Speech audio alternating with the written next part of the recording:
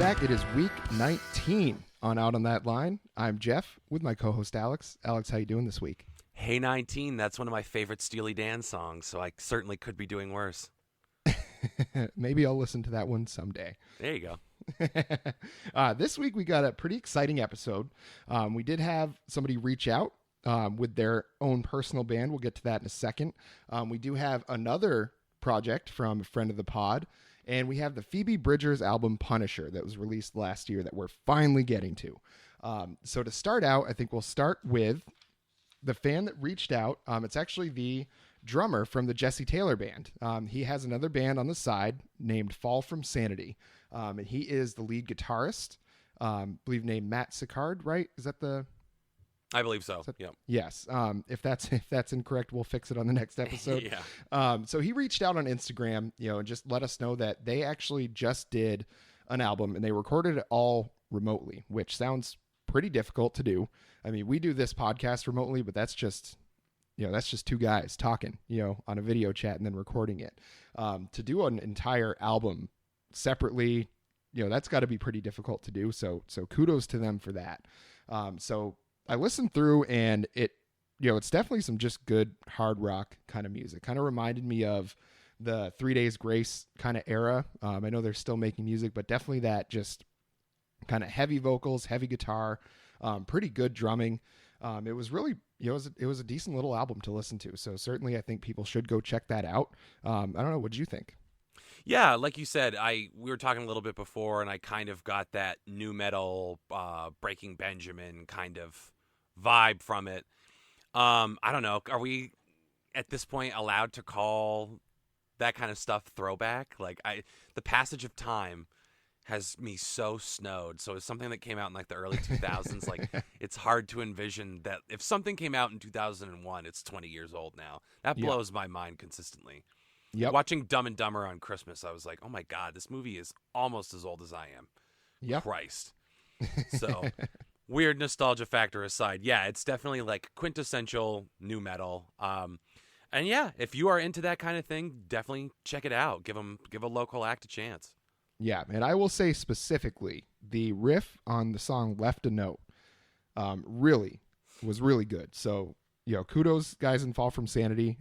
Looking forward to hearing what else you might have in the future. And again, if you folks need some good hard rock and music, probably great to do a road trip to, because they'll put the pedal to the floor. You'll get there pretty fast. Check them out. Again, named Fall From Sanity.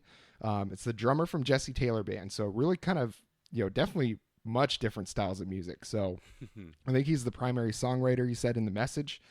So definitely, sounds like a talented guy. Looking forward to seeing what else they're going to come up with. Yeah, definitely. And thanks for reaching out, because it's another thing we've discussed is it's great when people contact us and give us ideas or like self-promote a little. That's what this whole podcast is about. I mean, we're not afraid to reach out to people and ask them to participate. So by all means, send us whatever you got. And we're more than happy to take a listen to it and to pump your tires a little bit. So, forward this to musicians, let them know we're interested in what people are producing. So, yeah. And I think we do enjoy doing the albums that are, the big famous ones by the big artists like Casey Musgraves or Fiona Apple or Chris Stapleton, the ones that we've done in the past. But, we both are very much into music that a lot of people haven't heard of as well. So the more that we can kind of amplify that sort of thing, the kind of happier we are, and it satisfies the music nerd in us for sure. So if you have a band, if you have some music that you're excited about, releasing out into the world, and you want a little bit of promotion for that, just let us know. We'd be happy to make sure people know about it. And yeah, we have a good time doing that. And it's always nice to kind of return the favor for folks that are making the music. It's nice for us to kind of give some of that back. Yeah. And then on to that, by that same token, we've got friend of the pod, Rory, who co-hosts the Skimbo Lounge with me, available wherever you get your podcast, and get one in a week. But Rory and a friend of his, Adam Rezick, have started a group called Day Armor. And I think, to my understanding from talking to Rory about it, because he's very weirdly shy about these things, he likes to be able to say he did an EP, but then when I'm like, oh, we'll talk about it on the podcast, he's like, you guys don't have to do that. I'm like, well, do you not want us to? He's like, no, just don't feel obligated. And I'm like, all right, whatever. One of my best friends on my music podcast with another one of our best friends. Okay, we'll avoid that like the plague. But it's basically, it started, Rory has a program, Fruity Loops, where he builds these, it starts with beats and then he kind of fleshes them out into these like very electronic driven songs. And then Adam came in and laid over some vocals and some lyrics over the top, and they released a handful of songs, the Broken Branches EP. It is on Spotify. Mm-hmm. And so the two of them just put that out there randomly, just trying to kind of see what sticks. So I enjoyed it. I think, like, you know, once again, Rory, who's like, I don't deserve any praise, like, he's very good at using that technology and making fun beats and interesting songs. So, I mean, I definitely think it's worth checking out. Yeah, and not surprising that the music was really good on this one, because frustratingly so, Rory is always good at whatever instrument he decides to pick up, which helped me out, because he certainly helped me with learning how to play guitar and getting better at that, you know, over the years. I mean, it's been a long time now since I started learning, but when I was first doing it, he was the one that would sit down in his basement and show me how to properly do things. And it was, you know, it was really nice to have that. And then anytime, you know, when he decided he wanted to pick up drums, he did that just fine. I remember he randomly asked his dad to get him a keyboard for Christmas one year, or maybe his birthday. I can't remember what holiday it was, but he got the keyboard.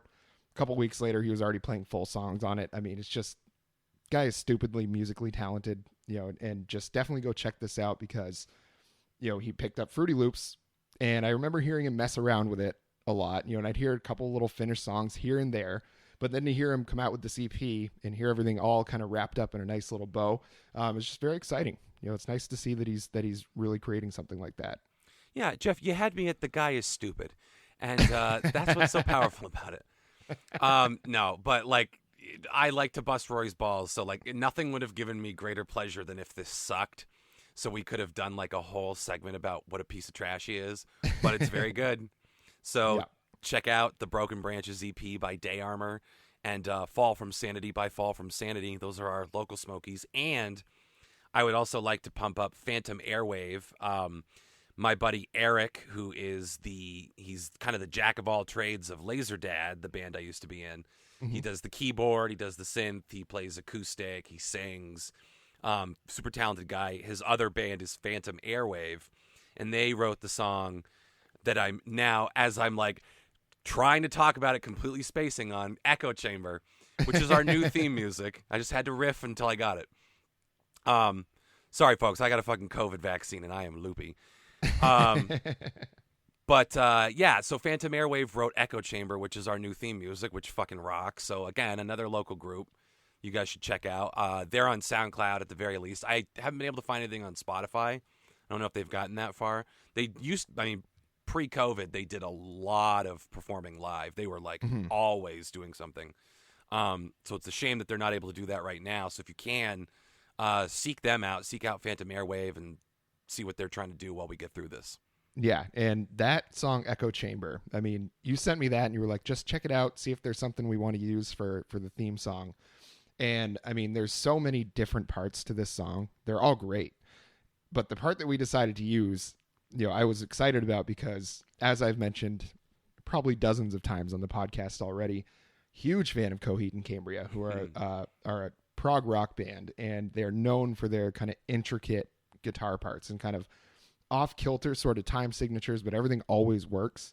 And that's the feeling that I got with Phantom Airwaves. And making that kind of music, you have to be so talented already with music theory, with just being able to play the instrument at that level, and then to be able to put everything together like that. You know, I know he's an incredible guitar player, you know, and I know he's very good at the keys, but you know, I just, to hear it all put together like that and just the kind of talent it takes for that is really incredible. So definitely check them out, Phantom Airwaves. Yeah, and like, just to put a little button on it, I mean, first and foremost, he's a classically trained drummer, and it's like the one thing he doesn't do in Laser Dad. But I mean, like, go to his house. We would always rehearse at Cabin Fever Studios, which is his house.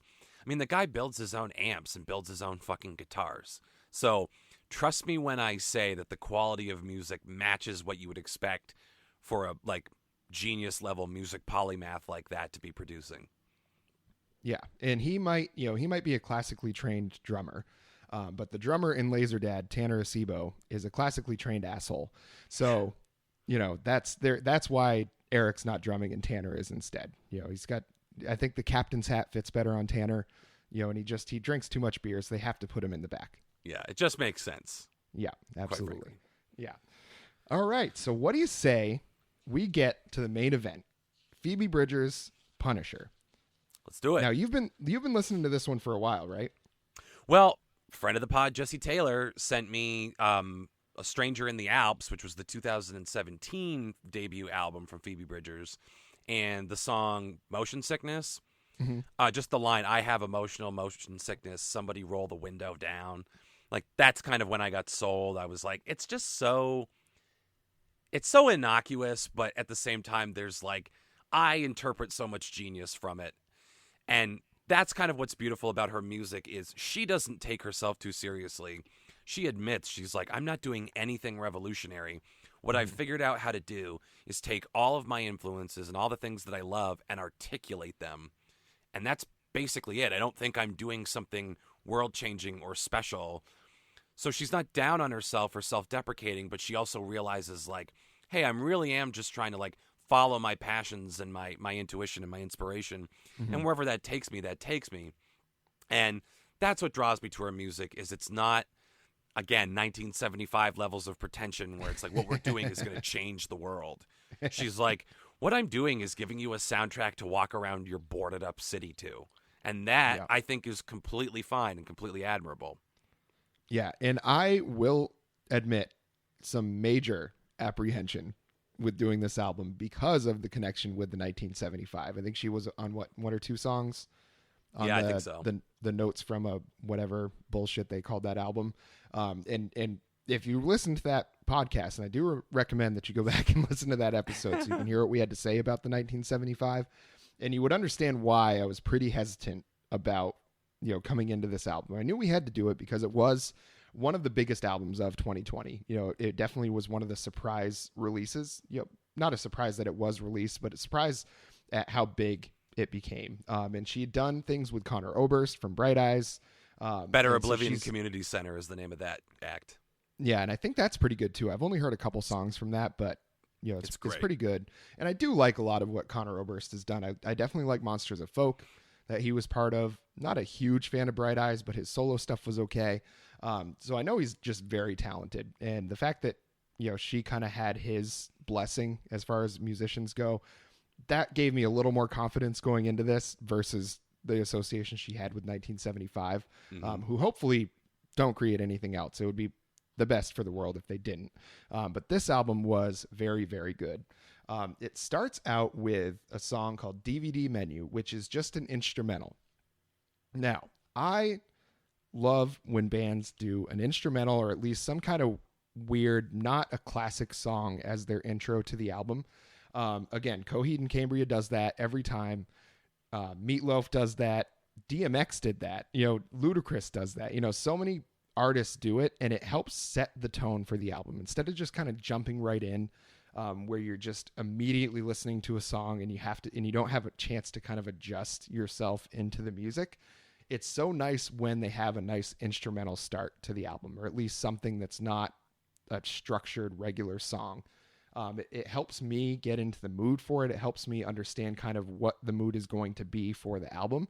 And, while this wasn't any sort of groundbreaking revolutionary music that she did in this instrumental, it's just nice. It seems like a very kind of aware artistic move to do this sort of thing. Yeah, and it's not quite the same thing, but when they're done well, I'm very pro skits in albums. Mm-hmm. So, like, you want an example of it, like, where the performer does well, but the concept doesn't really work because the whole album doesn't really work, is Chance the Rapper, The Big Day. Mm-hmm. I mean, the whole album was about him. I don't want to turn this into a referendum on how bad that album was, but I will for just a moment. It sucked because, like, everyone expected bigger things from Chance the Rapper, and then he just kind of delivers this navel-gazing piece of shit.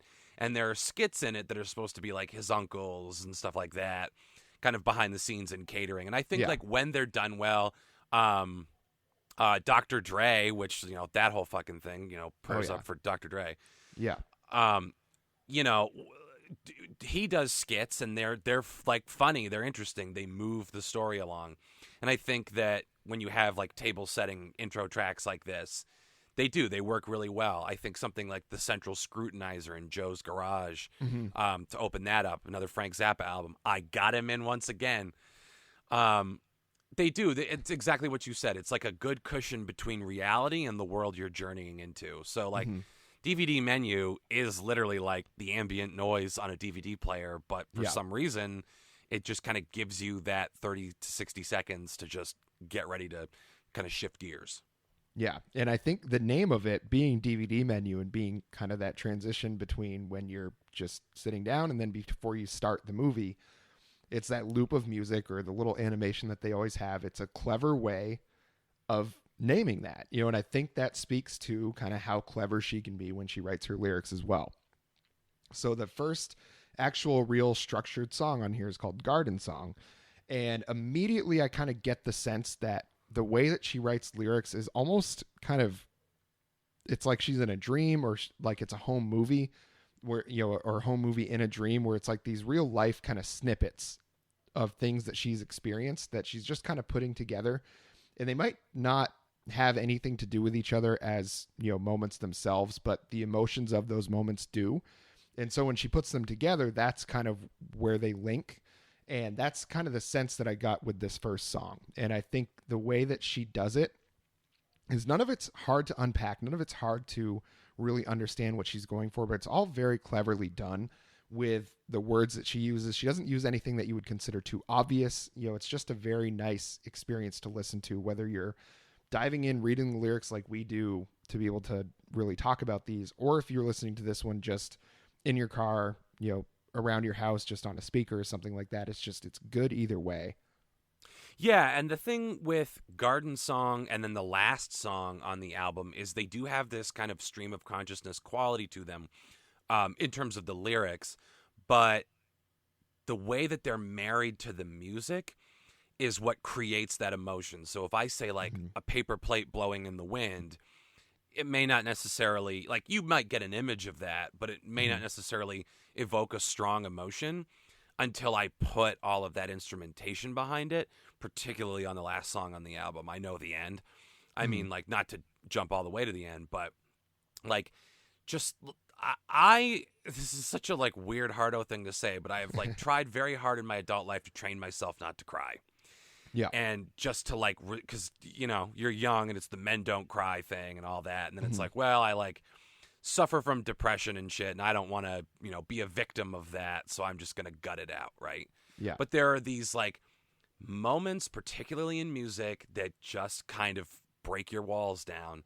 And this is one of those albums where like there's a lot of triumphant content on it, because the whole thing really is kind of, for as many sad songs as there are on it, the thing as a whole is basically about, like, if Stranger in the Alps was about falling into total despair, Punisher is about, okay, I figured out how to claw my way out and what my coping mechanisms are going to be and how I can sublimate negative impulses to create great art. And so Garden Song is a song about manifestation, like how you can see a problem, see the solution, and make it happen. And maybe it's not as easy as like, I see it in this moment and I'll change it in this moment, but you at least recognize there's a problem and you want to do something about it, and you're hoving in closer and closer to the solution. So it doesn't really matter if you're there yet. It just matters that you've identified it. And that's kind of what's going on with Garden Song. Yeah, I think realization of the issue is the first step to solving it. So I think that's kind of what she's getting at with this and many other songs on the album. And the next song, we both, we kind of, like we do, we always talk about which songs we're going to really dive into versus which ones we're kind of going to just kind of brush over a little bit. Kyoto, the third song on the album, is excellent. And we both mentioned that we both really like that song. I want to lead with one of the lyrics. I'm going to kill you if you don't beat me to it. And it's one of those things where, she mentions in an interview where, if you kind of fall in love with somebody that hates themselves, it gives you an out, it gives them an out, but it gives you both an excuse to kind of treat each other like shit. And because they hate themselves, you can always count on them to not worry too much about you. And it's kind of a safe place to be because, no matter what you do, they're always going to hate themselves more.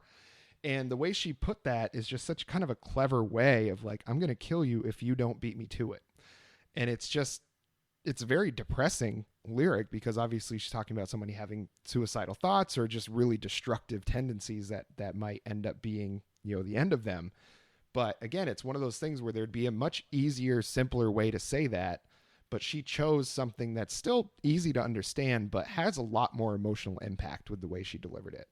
It's just like elegant in its simplicity. And the thing is, people who hate themselves are like obviously going through it, and this is not meant to demean them because I've been there, but people who hate themselves are incredibly frustrating. You can't get through to them. You can't reason with them. And I've been on both sides of that, where I've driven people insane by like, I won't take a compliment. I won't listen to what they're saying. I'm just like convinced. And it's not even like a cry for attention. You're just so convinced that you're a piece of shit that you don't believe that they mean what they're saying. So when you're on the other side of that and you see someone doing it, you're like, what the fuck? This is ridiculous. But then you have to remember that compassion and be like, they genuinely believe that you don't genuinely believe what you're saying. And she's kind of captured that lightning in a bottle with a couple songs on here, but Kyoto definitely being one of them. Born out of her experience in Japan, she's in this wonderful city and was too depressed to go out and do anything. So she describes it. I wrote down, it's the sensation of living outside your body when cool shit is happening all around you. And like, what a depressing concept. And what a depressing concept for a song that is actually like an utterly enjoyable song to listen to. Yeah. And it is. Like, she's got a very good voice for this kind of music. It's very much like Always, like they do that song Marry Me Archie, which is very good. It's that kind of, that upper register, very indie kind of sound, but there's a lot behind her voice. It's not that she's hitting those notes because those are the only ones she can. She does have a very powerful voice, and I think that's part of the reason why she has kind of set herself above a lot of the other indie artists, is because, while they all might be able to write as well as she can, or maybe sing as well as she can, very few people seem like they can have all those things together at once. And I think that's why she's become such kind of a shooting star in the indie world. Hopefully she becomes a lot more famous. I think she's already hit a very high level of success, but obviously when someone's this good, they deserve the world. Basically, they deserve to go as high as they want to go. Hopefully it doesn't affect, how the quality of her life and the quality of the music that she puts out. But, it's just, if this album is any indication of what she's capable of, this star is going to shine bright for a while. Yeah, she is coincidentally nominated for 4 Grammys, including Best New Artist. So I will be very curious to see what happens there, especially considering our well-known thoughts on the Grammys as an institution. Yeah, and I think, it's one of those things where you can be happy for someone if they're nominated or they win, while still understanding the issues with the organization and that whole thing as a whole. And it's just a really, it's unfortunate that there's such negativity surrounding it, because I think it takes away from people enjoying it when they should. But it's, she certainly deserves the accolades. Hopefully she does win. But she should be satisfied with the fact that already she's gotten to a point where people worldwide know who she is well enough that she's getting nominated at the highest level of whatever music awards you want to talk about. And excellent segue into the next song, Punisher, which is a very conceptual song that kind of deals with exactly what you're talking about there. So unbeknownst to me, but the idea, probably because I was never popular enough in Laserdad to ever experience this. Great little side anecdote. We were doing a show one time, and I saw like the most beautiful woman I've ever seen in the front row all night. She stayed till the end, and I'm like, oh, I got to go talk to her. And I went up, and I was just like, hey, did you enjoy the show? Blah, blah, blah. She's like, yeah, it was great. You guys are so great. Is the drummer single? I was like, no, he's been in a relationship for 9.5 fucking years. I'm single, and I'm tall. But at any rate, the concept of a punisher apparently in music is that person that loiters by the merch table for too long to try to talk to you. They hunt you down. They talk to you until your eyes glaze over. They just like, they have frequently like very genuine things to say. I love your album. I love your work. Yeah. Oh, I wrote my thesis on, your first EP, whatever. But it's just this like very intense, bordering on cloying fan attention that I think can be, and she describes it as like she's obsessed with Joni Mitchell and Joan Jett, or maybe it was Patti Smith. I can't remember which one. But like she thinks about her conversations with her idols, and she would like to avoid talking to them so that she doesn't come across as a creepy stalker, because she's experienced the whole spectrum of behavior from her fans. So Punisher really is a song about that, and specifically, it's her imagining herself in the role of the Punisher with Elliott Smith.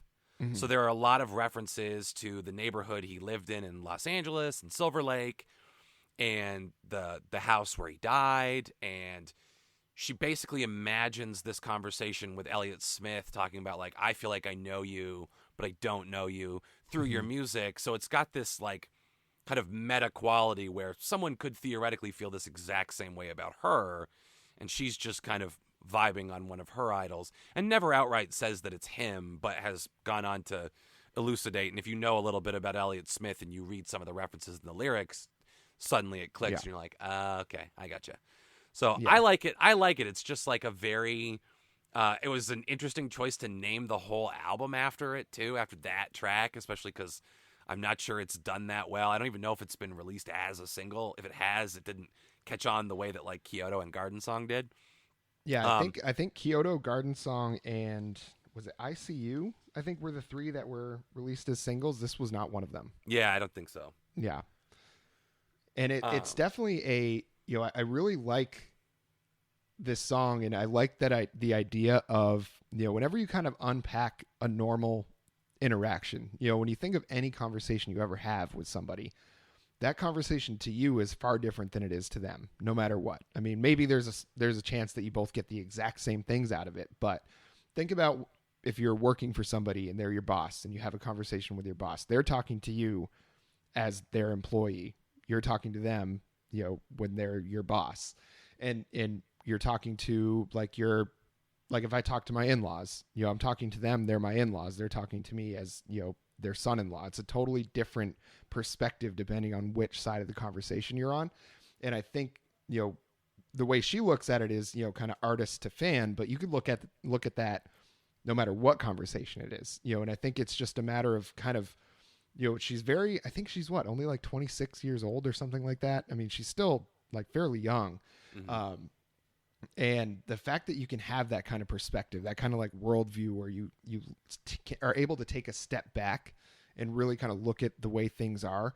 And I think it might have something to do with her insecurities as a person that she would think of it like that, but because she's referencing it like, if Elliott Smith was alive, I'd probably be the person that really annoyed the hell out of him by just telling him, I know everything about you. I know everything about you. And, him being like, okay, yeah, that's great. Thanks for listening. Because how are you supposed to get out of that? If they're that big a fan that they want to talk to you that badly, you can't just blow them off. You know what I mean? It's like you kind of owe them something because they've given so much of their time to you. Are you supposed, unless you're just a total asshole, you kind of owe them something back, even though you don't really. It's hard to rectify that with yourself if you don't give them a little bit back, Yeah, I mean, there's something to the concept of dance with the date that brung you. And I think there's definitely a limit to that. She talks about how there was a guy who was clearly like hopped up on drugs and somehow got backstage and was just like yelling weird shit at her. And at that point, that's not affection. That's a violation of the musician fan relationship. But like you're saying, I think it, like up to a certain point, it's very sweet. If you can keep it to a reasonable length and you don't spook the artist with, the crazy stuff like, I bought a lock of your hair on the electronic bay. Like, you know what I mean? It's simultaneously like a very cute song, her affection for Elliott Smith, but also steeped in like some potentially problematic behavior, which is something she handles really, really well throughout the album. Yeah. And I had, when I worked at a hotel previously here in Austin, Shawn Mendes stayed at the hotel and he was playing ACL. And if folks don't know who Shawn Mendes is, I really only know a couple of his songs. I will always say that he is an extremely nice guy. I mean, he was extremely nice to every employee that was there, took the time for everybody. But I'll tell you what, when it got found out where he was staying, because I think he posted an Instagram or something that had our restaurant logo in it. So they all figured it out. And I was finding preteen and teenage girls hiding in every single corner of that hotel. And I was the assistant front office manager. So I was kind of at night, after the higher ups had all gone home, I was kind of in charge of the hotel. So I'd have to constantly walk around, help out security, just making sure things are the way they should be. And I was finding these little girls everywhere. I mean, everywhere. Eventually I just turned on all the lights everywhere because I was like, we've got cameras. And I told security, I was like, the second you see somebody go into a room where there's not an event, just go in there and tell them to get out. And I remember talking to the security guy that Shawn Mendes had, another extremely nice guy named Jake. And he was just telling me, he's like, yeah, everywhere we go. And he gave me a piece of paper and he said, okay, Shawn said he'll go down to the corner of Congress and Mary Street at 5:00 tonight. And that's where his fans can meet him. So he's like, he wants to have his privacy, but he's like, all these fans are coming here and spending their time for this. And it was just one of the things where, I saw an artist that he's massive. I mean, again, I don't really listen to the music, but was an extremely nice guy, took the time for his fans, even though they were clearly attempting an invasion of privacy. I mean, trying to just jump him wherever he was. And the way he handled that is like, hopefully it sounds like that's kind of the way Phoebe Bridgers would handle it. But that's tough. I mean, it's like, how much of your time do you owe people versus, when can you ask them for some privacy? It's just a tough situation, a tough balance. And it only takes one person getting snubbed to go on the internet and be like, Phoebe Bridgers was such an asshole to me. Yeah. To like have other people be like, wow, that really sucks. Boycott Phoebe Bridgers. Cancel Phoebe. Yeah, hopefully that doesn't happen. But yeah. So moving on, the next song, Halloween. This one was kind of really hammered home that she's very much like stream of consciousness with the way that she writes. It's like very much she's very good at painting a picture. But it's also that she'll just bring a situation in from out of nowhere. It won't have anything to do with what she was talking about before. But again, she's very good at meshing those emotions. No matter what the situation is, she finds what they have in common, and that's why they fit together in a song. Yeah, and she does interesting things on this. Like, an apropos of nothing, there's a lyric talking about somebody, like a fan, an away team fan was killed at Dodgers Stadium. Mm-hmm. And that's apparently based on real life. Like, apparently many people have been murdered at Dodgers Stadium, which I didn't know. The Dodgers and the San Francisco Giants have an unbelievably heated ride. They're like the Yankees and Red Sox, probably even more intense than that. Do we? I mean, like, I'm a fucking Red Sox fan anymore. But is there like a body count there that is like well established? Not for Yankees and Red Sox, I don't think not that I'm aware of. But like Dodger Stadium and like is a bad place to be if you're a San Francisco Giants fan, apparently, for whatever reason.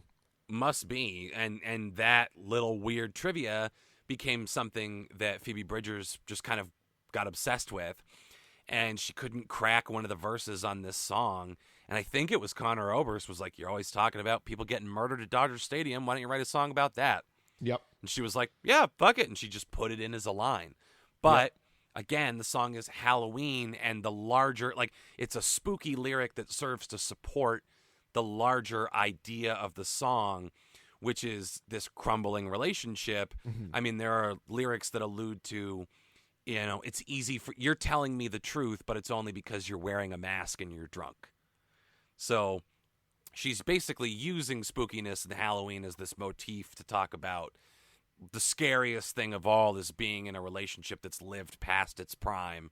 Mm-hmm. And now you're confronted with the reality of like, end it or continue in this living hell. So it is a very scary concept. Yeah. Yeah. I think she's very good at, the themes. She doesn't touch on a ton of themes in the album, but it never gets stale. I think if someone makes an entire just breakup album about one breakup in their life, like that can get old unless they're just super talented and it's that good. But she's able to really kind of keep things fresh by constantly having different situations that she brings into it. It helps support those emotions that she's really trying to write about without making it sound stale, without having to constantly retread the same things over and over and over again. I think she's really, really good at that. Yeah, definitely. She definitely revisits a lot of the same themes on this album, but makes them just enough tweaks each time so that it's, in screenwriting, we say every new scene should give you information you didn't have before. She's very good at doing that with her songs. Yeah.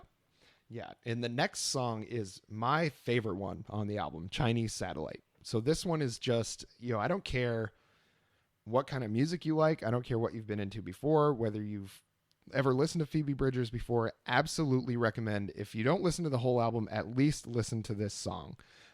It lyrically, I think, is the strongest one, is for me anyway, on the album. Musically is really, really good. I think this is where, for me, she brings it all together to make just about a perfect song.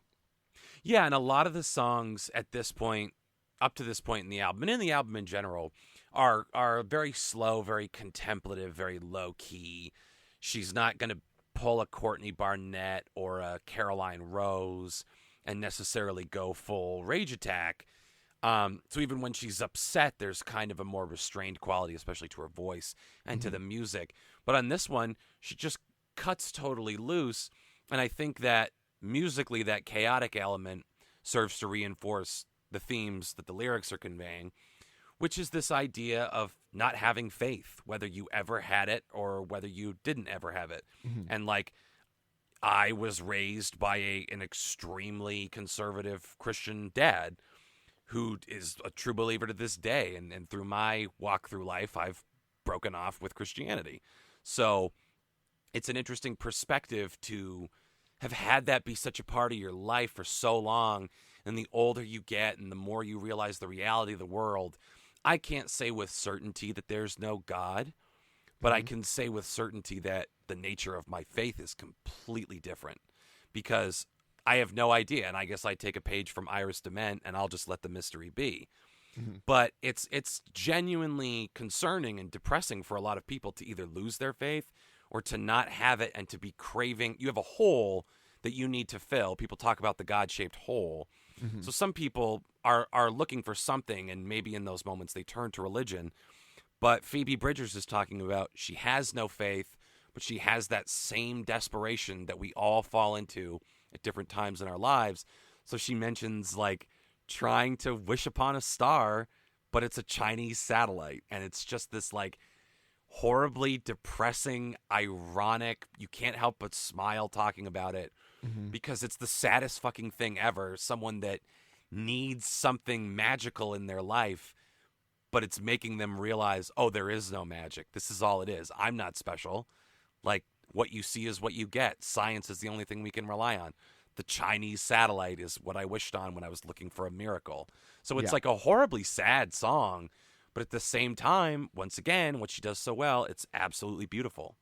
Yeah, and I think I do want to just read the second verse, because this is the one, as far as just kind of hitting me right in the heart, this one was really, really incredible. So you were screaming at the evangelicals. They were screaming right back, from what I remember. When you said, I will never be your vegetable, because I think when you're gone, it's forever. But I'd stand on the corner, embarrassed with a picket sign, if it meant I would see you when I die. And it's just the question of what's out there, what happens, and not being sure at all. And none of us could really be sure. I mean, if you're really sure about it, I don't trust you. Anybody that, I think, again, I'll bring up another Kurt Vonnegut quote like I did last pod. He says, some people think that I'm going to paraphrase here because I'm not going to get it right, but some people think, the idea of unquestioning faith is a sweet miracle, but I find it absolutely disgusting or absolutely appalling. And to me, it's I'm fine with people being religious. I'm fine with people not being religious. What I'm not fine with is if you are absolutely positively sure that you're going to burn in hell if you sin. That to me is who decided that? Who's in charge of that here? And how could you possibly be sure? And why would you want to live your life like that? Obviously, if you're using religion specifically just to be a good person, if you're taking the stories from the Bible or the Quran or the Torah, whatever book it is that you want to read, if you're using those stories in order just to be a good person, treat people well, love yourself as much as you love the world, that is great. And if you need that because you've had some massive tragedy in your life and that's where you've found acceptance and love and everything like that, then that is absolutely fine as well. But I think I definitely agree with her in that why would you want to punish yourself with a faith that is supposed to punish you if you do wrong? Why would you ever want to subject yourself to that? And I think everybody's looking for something bigger to believe in. And I certainly, I consider myself, I guess, agnostic. Mm-hmm. I don't have any specific religion that I totally believe in. I do believe that there's some bigger picture that we're not aware of that's kind of holding everything together. There's some gears of the universe that we're not aware of, which I think is kind of the same feeling she has. I think she might be looking for something a little more specific than I am, because I'm completely satisfied with where I'm at. But sure, it is that idea of, how you could be so sure about something and how dangerous that can be to how you treat everybody else, how you treat yourself, and I think that's something, asking questions, I think is the smartest thing you could do in that sort of situation. Well, and to that end, that's why I don't fuck with atheism, like hard atheism either, because they're dead sure that there is no God or no magic or whatever you want to call it. And for me, I go, I don't know. I was raised to believe, God is totally real. The Judeo-Christian God, specifically like Lutheran God, is very real because that's what I was born into. But it's equally as possible that the world runs on karma or destiny or magical principles we can't even hope to understand. Or Duncan. The world runs on Duncan, precisely. Or just like hard science, like we don't know. And there are people that spend their lives in pursuit of those answers, and that's fine. But for me and for the rest of us, I think it might have been Joan Didion who said there are 4 rooms in every person. And it is the spiritual, the emotional, the mental, and the physical. And if you only live in any one of those rooms, you don't live in a complete house. So people that have dedicated their lives to a religion, and again, you talked about if they are just trying to be a good person and it's not getting one over on anybody else, that's very admirable that they're using it as rules to treat other well by. But like monastic behavior where you deny every other aspect of your life on the off chance that when you die, you're in the club. There's a sad nobility to it, I guess, but you're going to miss out on a lot of experiences, and you might not find these answers that you already think you have. Yeah. You're only reading one book to get answers on a topic that probably requires you to read several. And I don't even mean that literally as in like the Bible or the Quran. But like religion is such a difficult topic. I mean, look how far away from music we've strayed, just trying to make sense of it all. Yeah. It's very difficult, and like I think there's a time and a place to sit and kind of ruminate on what it means, whether it's like a specific event in your life that kind of makes you take stock of everything. Today is the day those Trump fucks stormed the Capitol, and I had a friend who texted me and was like, I need to rethink my Republican politics. I'm disgusted by what's happening. And I was like, hallelujah. But it's people can. There's a time to audit your belief systems, but I think if you spend most of your time doing it, you will miss out on the natural wonder of the world. Yeah. And there's kind of something to not knowing. So again, I go back to Iris Dement. I think I'll just let the mystery be. And I think that's kind of where Phoebe Bridgers is at, even though part of her is like desperate for those answers. And that idea of like, I would join the club if it meant I was guaranteed an eternity with you, which is a very powerful thing to tell someone. Yeah. Yeah, and I think for me, the closest thing to a real, true religious experience I've ever had was the Jungleland tribute to Clarence Clemens on the Wrecking Ball tour by Bruce Springsteen and the E Street Band. I mean, I've never felt closer to, if there's a God, I've never felt closer to it than that moment. Big man. Oh, big man, R.I.P. So the next song, Moon Song, is one that I am particularly excited about because I think the third verse was written just for us. Just I for know us. exactly what you're talking about. Yep. It says, "We hate tears in heaven, but it's sad that his baby died. And we fought about John Lennon until I cried and went to bed upset." Um, Tears in Heaven by the guy Eric Clapton, a joke of a human, a joke of a legendary guitar player, and I say legendary in air quotes. And obviously, my feelings about John Lennon is that he was an all-time piece of shit as well. I think he wrote a lot better music, so he gets a little bit of a pass when he probably shouldn't. But yeah, that verse 3 was excellent. It's perfect. Yeah, it's great, and this is such a again, it typifies what an interesting song this is because it's this weird compulsion to have someone hurt you, and I think what that comes out of is you want to have someone that cares so much about you that they will destroy you, which is a fucked up, strange thing. But again, one of the themes of the album is self-destruction and our old patterns and self-hatred, and it can become addictive, and that toxicity in a relationship can become, in a fucked up way, how you show your love. And not like we physically fight, you shouldn't abuse anyone, but like we go back and forth with this toxic behavior because it's just our dynamic. It's what we do. What people ask, why don't we break up? And it's like, this just works for us. And people can't understand it, and it's not healthy. And she, I think, would be the first to admit that, and kind of does in this song. But it's a really fascinating concept where it's like, if you're hurting me, at least I got a reaction out of you, which means that you care to some extent, and that's all I want to hear. Yeah, and it's just, again, there's so many parts of this where it's like the lyrics themselves, you read them and they seem simple, but when you really look at the context of them and you really look at what she's trying to say, it hits like a ton of bricks. Yeah. Specifically, she's talking about her birthday party. She's dreaming that her significant other's singing at her birthday party, and she says, "And there's something I'm supposed to say, but I can't for the life of me remember what it is." And everybody's had those moments where you're in a dream and you can't, unless you're really good at lucid dreaming, which I'm not.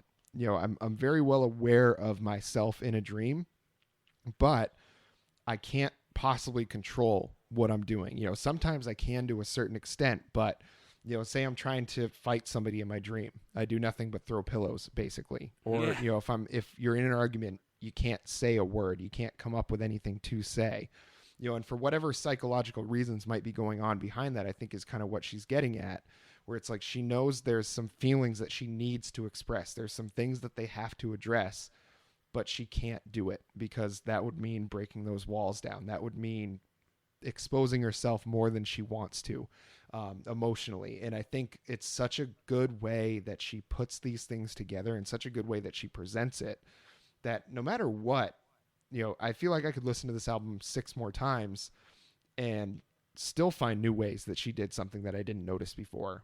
She's just really, really good at writing in this style and then delivering it.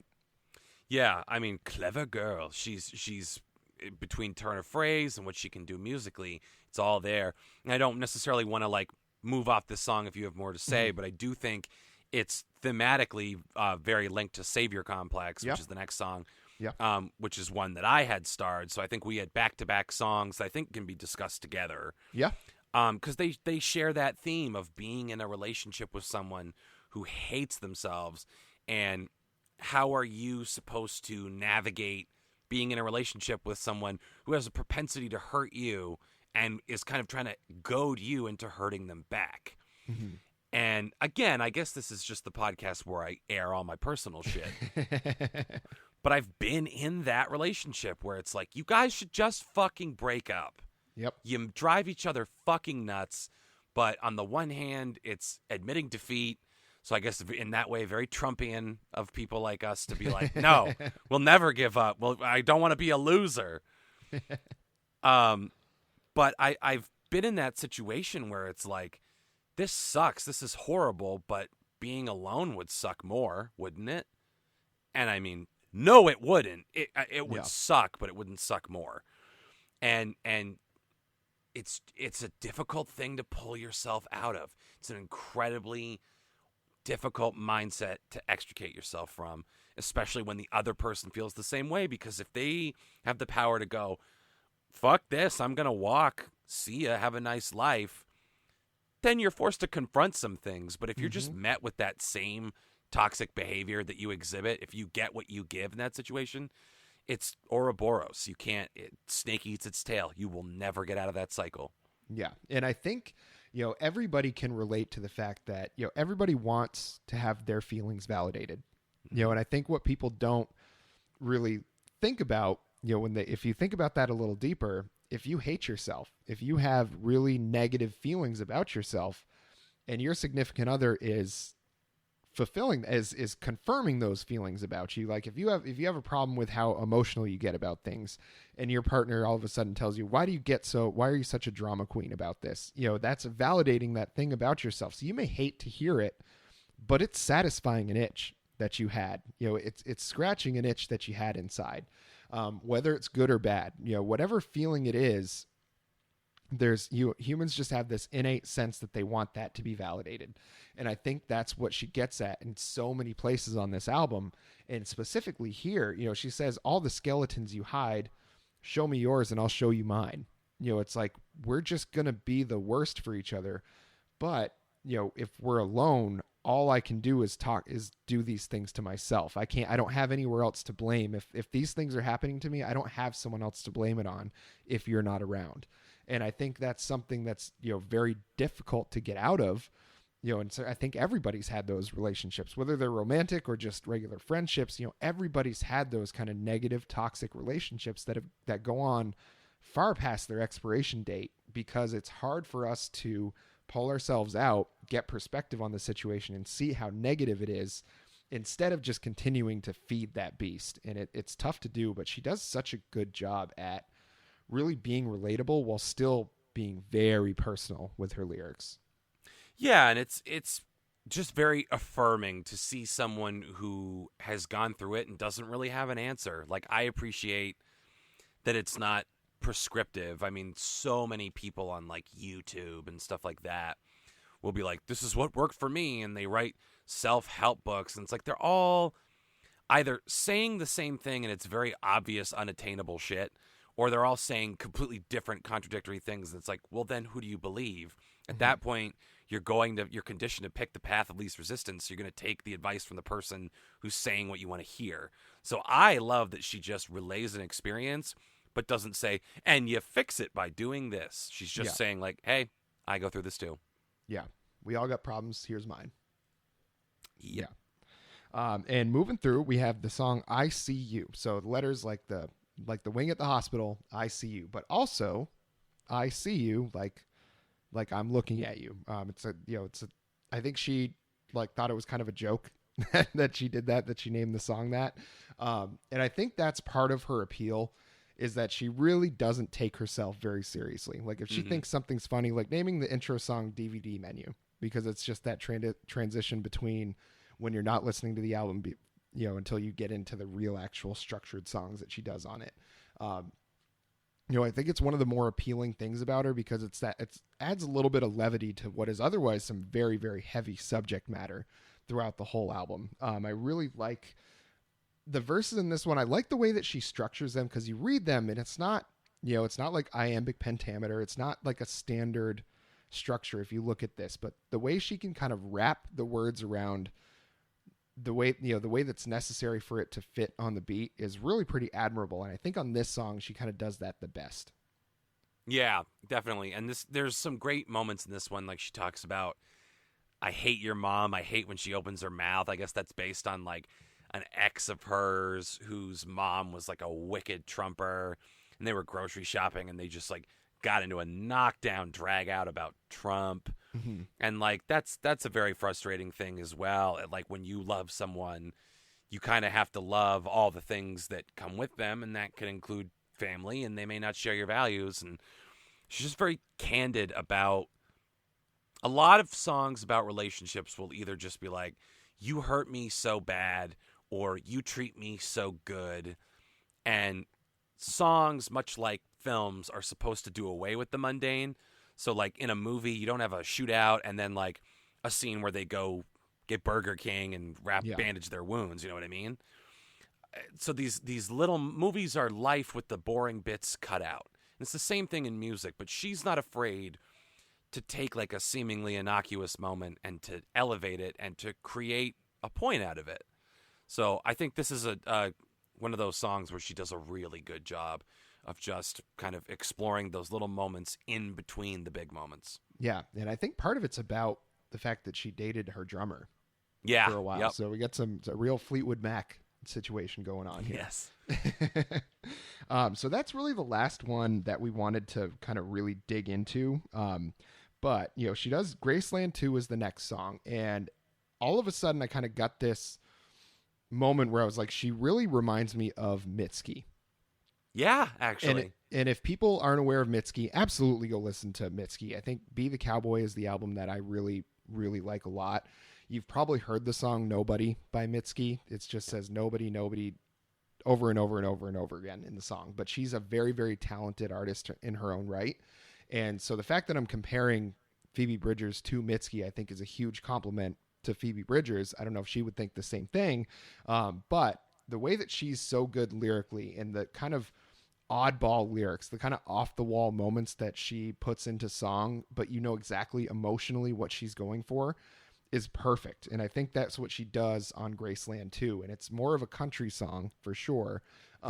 But lyrically, this was the one that kind of reminded me. I was like, wow, she's very much reminds me of Mitski. Well, and there's a couple things very quickly that I enjoy about the song. A, it is her kind of foray into a Nashville country blues kind of sound. Mm-hmm. Even the title, and I don't think she did this intentionally, but Graceland 2. There's a Tragically Hip song, Grace 2. Mm-hmm. And I really love that song. And they share absolutely nothing in common, but in my head canon, I'm like, oh, she did that as a tribute to the hip. Yeah. Rest in peace, Gord Downey.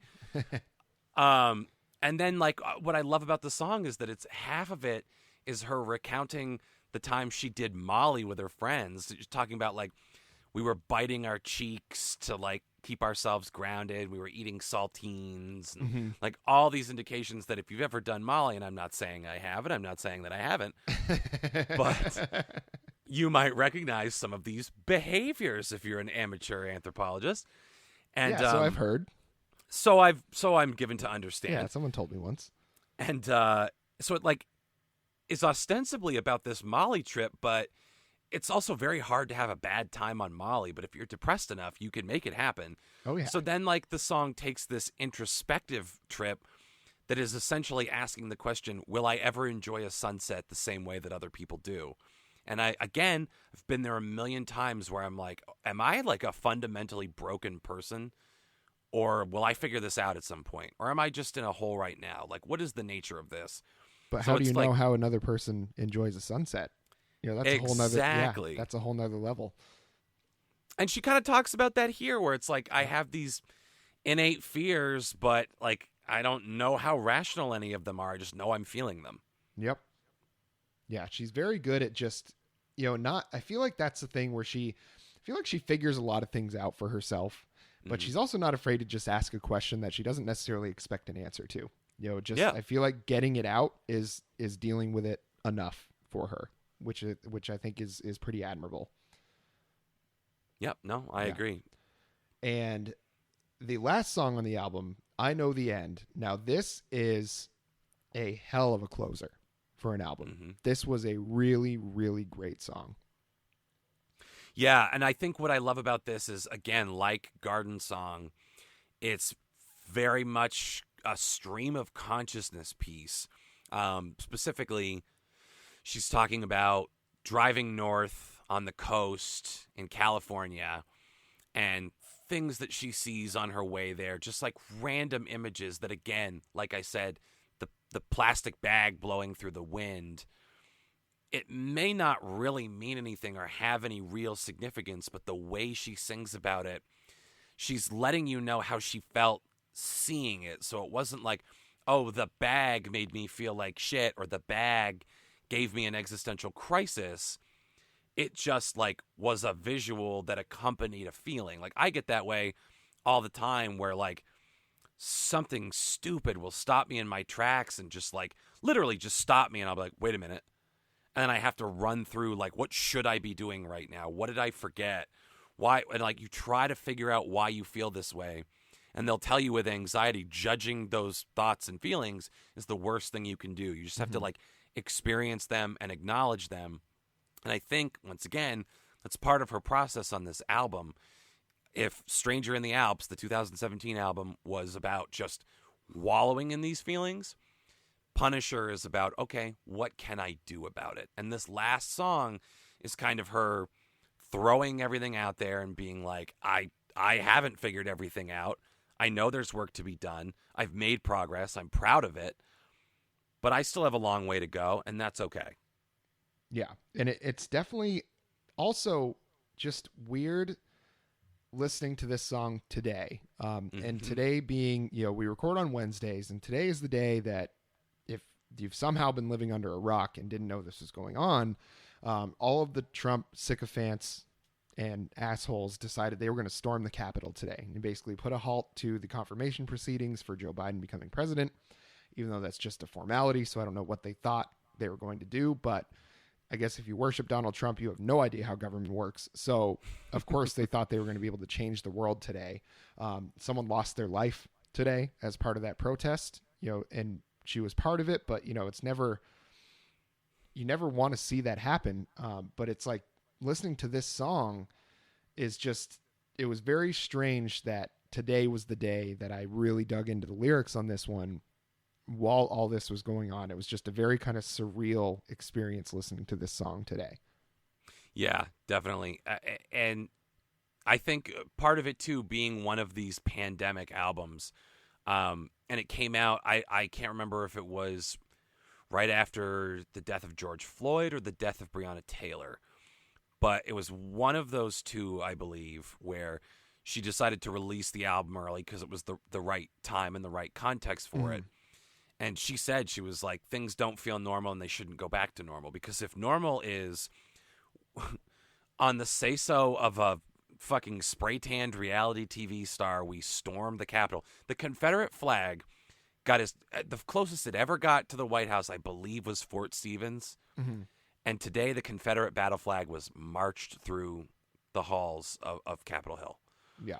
So, I mean, how far we've fucking fallen as a country. And I not to turn it into a political referendum on where we are, but you're right. It's surreal to listen to a song called I Know the End while this is happening, and you can't help but feel like, is it? Is this the end of democracy, of the America you knew, of the, it's we're in a time that leaves you with a lot of questions. And this is a song that, while acting as a definitive statement at the end of the album, also leaves you with a lot of questions that are entirely yours to invent. She's not posing anything to you.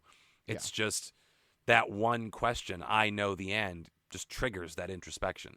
Yeah. And I really, just like I enjoy an intro song, really kind of bringing you into the mood of the album, I really enjoy an outro song, the ending song, to be something that leaves you questioning, leaves you wondering about the album after you've done listening to it. So, to bring Bruce Springsteen up again, Jungle Land, the ending song to Born to Run, it's a really long, sprawling epic of a song.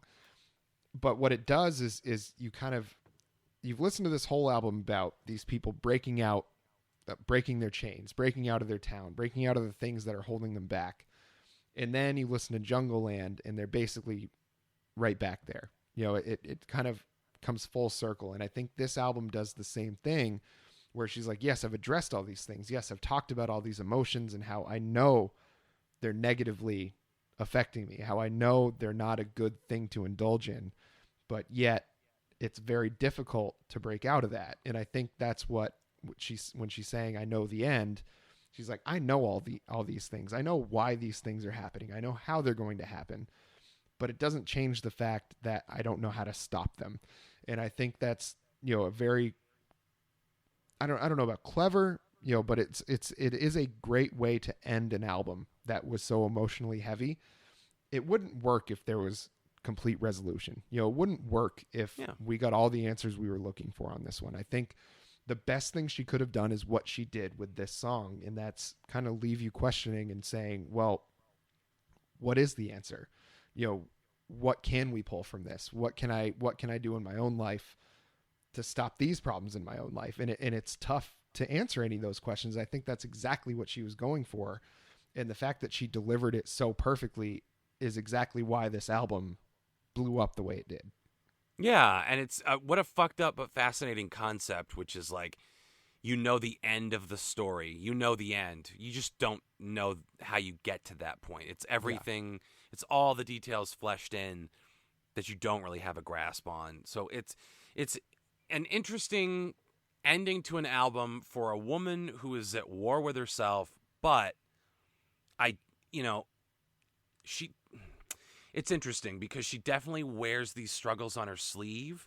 And I don't want to ever say that like anyone that writes about mental illness is maudlin or anything like that. Mm-hmm. I don't want to be insulting about it. But I think people who maybe don't truly suffer from these things or maybe only think that they do can give you a very glib, cursory, I'm so sad kind of analysis, when in reality, mm-hmm. the nature of anxiety and depression, the way that works, your brain will almost like think of every thought but I'm sad. Yeah. You're sad while you're thinking about like, was I mean to my neighbor's dog? I didn't mean to be. Yeah. And it just sends you into a fucking tailspin. So like she writes about it with a total authenticity that is totally interesting. It's never a drag. And like, it would be her prerogative if it was. If she was that badly depressed that all she could write about was the depths of her despair, that is her prerogative. And I'm sure she would make that very interesting. But she plays with the shades of gray and the good times and the bad times, the peaks and the pits. Mm-hmm. And I think that's what makes her such an interesting listen and makes this such an enduring album for me anyway. I really love this. And I'm forever grateful that Jesse Taylor turned me on to Phoebe Bridgers. So for me, this is a stream it. Oh, 100% stream it. And I think, as Out on That Line listeners, we'll be upset if you don't give at least a few of these songs a try, because this is, for me, it was great doing the Fiona Apple album last week, and I was expecting a letdown, and didn't really happen on this one. I think Fiona Apple album was, one of the best ones we've ever reviewed on the show, certainly one of the best of the year last year. But Phoebe Bridgers deserves every accolade that she is getting right now, because this album was that good. Yep. I can't wait to see what's next. Yeah, absolutely. Hopefully it's soon. It seems like she's been very prolific in a very short career. I think she's only really been around 4 or 5 years maybe. She did the project with Conor Oberst. I think she's been a guest on a bunch of other songs with other people. She's done 2 albums herself. So it's, she's definitely been very prolific with her output so far. Hopefully that continues. Yeah, and I actually think she and Fiona Apple just collaborated on a song. Oh, worlds colliding. Yeah, it's a beautiful thing. Out on that line, making dreams happen, baby. Oh, yeah, we'll take full credit for that. Thank you very much. Yep. Well, I think that's all we have for today. I think we just want to kind of run through our normal things. We did switch over to Anchor. I've been looking into it. It seems like it's just perfect. It seems like it's something that's really going to streamline everything for us, and really kind of let us know where y'all are listening, kind of what things you're listening to that we're coming out with, because we really want to make sure that we're, not afraid to evolve with this. We want to kind of have a focus on some more indie artists, more up and coming local artists to kind of amplify those things like we did at the beginning of the show with Fall from Sanity and the Broken Branches EP from Rory's band. Day Armor. Thank you. Sorry, Rory. Dayman. Yeah. Day Armor, Fighter of the Night Armor. And what is going to help us with that is you, our listeners. We can't possibly know every up and coming band. If you have one, we won't know that until you tell us. So make sure you reach out to us with, if you have music that you'd like us to promote, whether it's yours or a band that you really love, just let us know. Reach out on Instagram. You'll find us at Out on That Line. Twitter, you find us Out on That Line 1. Send us an email, outonthatline@gmail.com. And any other feedback, I think you can even leave us voice messages on Anchor. Is that correct? I believe so, yeah. Yeah, so if you got something, late night, you've been having a few beers or something like that, and you've got some thoughts about the pod, you just send them our way, and we'd be happy to address them. If they're bad thoughts, we'll pretend they didn't exist. Yeah, and as a reminder, I am single, and I'm not willing to give out my number. So if you need to use the Anchor to leave me a voicemail, that's fine too. Yeah, and if it's a very sultry voicemail, don't be surprised if it gets played on the pod. Hey, that's all I'm saying. Megan the Stallion, if you're listening, don't be afraid. I've been waiting for you. I will avert my eyes from the email if she sends us one. I'll leave that for you. That's mighty neighborly of you, Geoff. Was there anything else you needed to plug this week? I don't think so. I think I'm good. All right. Well, until next time.